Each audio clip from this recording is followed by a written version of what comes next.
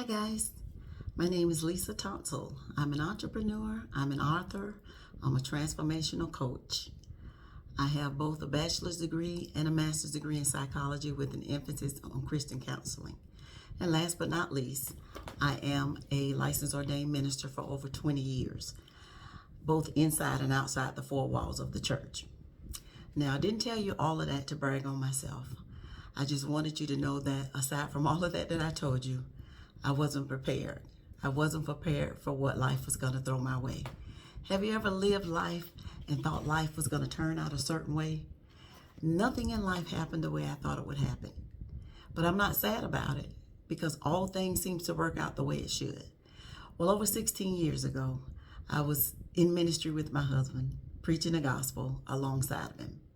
And without warning, after we had been married for 25 successful, strong years, death parted us. I wasn't prepared. I was a leader in the ministry. I was doing everything that I thought God wanted me to do. And this still happened to me. One of my first questions to God was, Lord, why? And then right after I asked that question, I repented. And I was like, well, who am I to say what trials I can go through if others have gone through it and even worse? Now, I still wouldn't have chose that particular trial, but I decided either I was going to believe God for my healing or I wasn't. My faith, my Bible reading, nothing seemed to help. You know, you have those Christians that tell you, just pray, you got to faith it out and things like that. None of that helped me. Couldn't read my Bible. I couldn't really pray. All I could do was moan and groan. Now, that let me understand the scriptures when it said God will make interpretations for you. Jesus will interpret to the Father what you mean. And he had to do a lot of interpreting because all I could do was moan and groan for a while. Every time I tried to pick up the scriptures, I had no desire to read it. But how many of you know that word was hidden into my heart? And I began to recite the word. And I began to tell God things like, God, I can't get through this without you. You said you wouldn't put any more on me than I'm able to bear. This feels unbearable. Little did I know I was untying God's hand. See, sometime in life we can tie God's hand. We can tell him we want him to do a certain thing, but we don't want to participate. Anything God do for us, we have to fully participate. Now, he can come down, he can speak a word, and it can happen. But he created us to be free moral agents, and we have to participate in our healing. So today, I want to talk to you about something that I often told the church. Anytime I would be up in the pulpit ministry, and I often told the church, hey, you guys, don't get used to this, because more of my ministry is outside the four walls of the church. So welcome to my channel. My channel is all about grief recovery, but it's not just about the grief from the death of a loved one. It can be about a host of other things. It can be about the loss of marriage, the loss or gain of finances, loss of a pet. It can be because of empty nesting. If you're falling in any one of those categories or anything that can lead to grief, then you're on the right channel. Let me just give you a little definition about grief from the Webster's Dictionary. It says grief is a deep mental anguish arising from bereavement or an instance of it. It's a source or cause of deep mental pain. It's a natural response to an emotional loss of any kind. And as I stated earlier, it can come from divorce, it can come from breakups, financial loss or gain, and definitely can come from death. What is also defined as is the end of something. It's the end or change in pattern or behavior. You know, sometimes people are going through grief because of a loved one having dementia. You know, it can be a host of things. Sometimes grief calls you to reach out to someone that's no longer there because you've always had them there. Well, that was my testimony. My spouse was no longer there. And I felt like the wind was gone beneath my wings. But I was a believer, even though I couldn't utter the words to really pray. Only thing I could do was moan and couldn't really read my Bible for a time. I never lost the faith. It wasn't me not picking up the Bible because I lost the faith. I just didn't have the desire. But that word was in me and I was quoting it back to God. You know, I tell people all the time, sometimes scriptures sound good to us, but when we go through that right trial, that's when we have to walk the scriptures out. So when it told me to cast my cares upon God because he cared for me, I put it to the test. I actually cast my cares upon God because there was no way I could get through this. I just wasn't prepared, so I thought.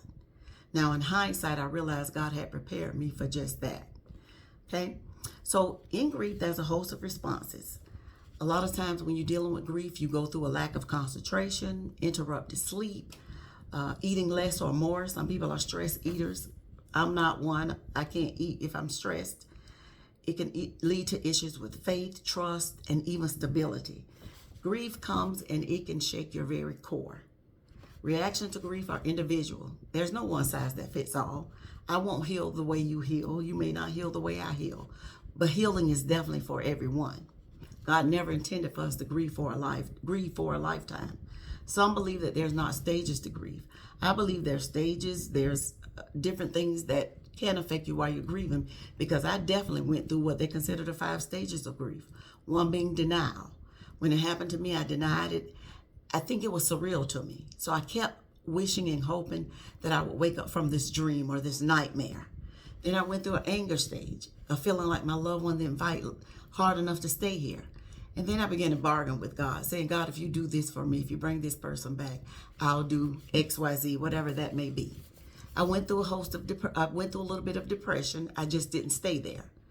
And then the last stage, I went through acceptance. I had to accept that my new normal is something different, that my life was going to look different than it looked before. And I had to embrace that. And I had to tell God, I am ready to heal. When you tell God you're ready to heal, you untie his hand. He's just waiting on us. He said, behold, I stand at the door and knock, and if any man would open up the door, I'll come in, I'll sup with him. Now, we know that scripture in Revelations 3:20 may have a meaning to a specific time, but we can use it for us today. If we open up the door of our heart for God, he'll always come in and fellowship with us. If we have a sincere heart, if we seek him for our healing, he can heal us. If he did it for me, he definitely can heal it for you. Do it for you. Sometimes grief is misdiagnosed. Sometimes when you've lost a loved one, or you've gone through a loss of any other kind, divorce, or whatever the loss may be, sometimes it don't show up right away. It can be years down the road where you're facing something and you just seem like the life has gone out of you. And sometimes you're diagnosed with depression. You can be diagnosed with PTSD. A lot of times it's grief. And if it's mixed diagnosed, it's never going to be treated properly. So we have to realize that when we're looking for meaning, the meaning comes with what we do after whatever loss we faced. We need to have a support system. Some won't understand. During this time, I lost friends who didn't understand that a part of my grieving was shutting down. Some days I wouldn't answer the phone, and they didn't understand. And I remember a friend telling me distinctly, I called you and you said you would call me back. And I tried my best to explain to her, I'm not intentionally not calling you back. I forgot to call you back because right now, while I'm grieving, some of my memory is not the best. And, you have to call me back because I just may not remember. And she didn't accept that, so she stopped calling me. And that was unfortunate because it was nothing I was doing intentionally. But I'm so thankful that I did have a support system that stuck with me the whole time. It wasn't a large support system, but I had a circle that stuck with me the entire time. So remember, grief can be isolating, but I also want you to remember that there is hope. God give us hope in any and everything that we go through. So I'm going to read a little introduction from my book, which is called Jilted, Embracing New Life. In life, we're often faced with a life-changing experience. It's nothing we asked for, neither is it something we could have ever imagined. At times, we're blindsided by many of life events we're faced with. Suddenly being thrown into the reality of losing a loved one left me with a pain that I wouldn't wish on anyone. It's indescribable, and it's like nothing I ever experienced before. And I wouldn't wish this on my worst enemy. And this happened to me many, many years ago. I'm far removed from it now. But I realized when it happened that God was giving me a different ministry. And it was truly outside the 4 walls of the church. Because as months passed and days passed and God would see me through it, when I thought I couldn't get through it, he was reminding me, hey, it's another day. You're still here. It's another month. It's 6 months. It's a year. And you're still here. And I realized I can make it. I just had to open up my heart for the healing process and my journey to begin. One of the definitions of grief is to suffer disappointment, misfortune, or other trouble, or to fail at something. That definition, trust me, don't even scratch the surface of how grief really can make you feel, think, or even act. All I know is that my heart was severely wounded, opened, or cut without any type of medicine to cure it or at least stop the pain. Moving forward didn't happen by accident or by chance. It required my full participation. And if you want to heal from anything in life, it's going to require your full participation. Sometimes we sit back and tell God to deliver us or heal us, and we think he's going to drop down and do just that. We must remember God give us many avenues to help us through life. We sometimes miss them because we won't open up ourselves and allow his process to begin. I had to decide that this didn't come because I was bad or because God was punishing me. Sometimes in life, we're never going to get all of the answers as to why things happen. But we can become bitter and stronger. We can become better and stronger once we go through the process. Because one of the first things I did when I went through this is say, God, help me to be able to help someone else. Help me not to be bitter, but help me to be better. I decided I wanted to live life to the fullest and not just exist, because there's a big difference. This book is not intended to exalt grief, but to help you gain the power over it, to let you know that your heart can be healed. Open up your heart and mind and be enlightened to know that grief has no power over you unless you continue to allow it. You can move forward and embrace your new chapters. My prayer for you is that while you're reading, God's healing power will begin to overtake you. Just open up your heart and mind to receive the healing that's waiting for you. But you must be intentional.